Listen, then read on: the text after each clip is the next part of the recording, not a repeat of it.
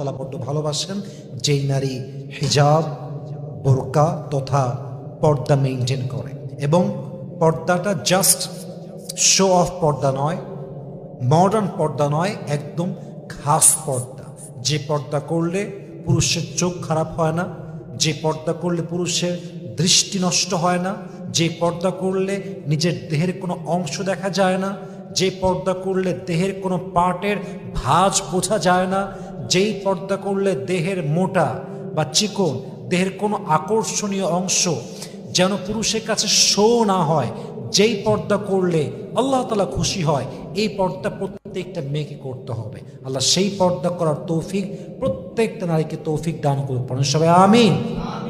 অতএব পর্দা জাস্ট করলেই হবে না, পর্দাটা পর্দার মতো করতে হবে। যে পর্দা করেছেন আম্মা জান আয়েশা রাদিয়াল্লাহু তাআলা আনহা, যে পর্দা করেছেন খাদিজা রাদিয়াল্লাহু তাআলা আনহা, যে পর্দা করেছেন আম্মা জান ফাতেমা রাদিয়াল্লাহু তাআলা আনহা, এরকম পর্দা যদি প্রত্যেকটা মেয়ে করতে পারে তাকে জান্নাত দিবে একজন। আওয়াজ দিয়ে বলেন সবাই, তিনি কে?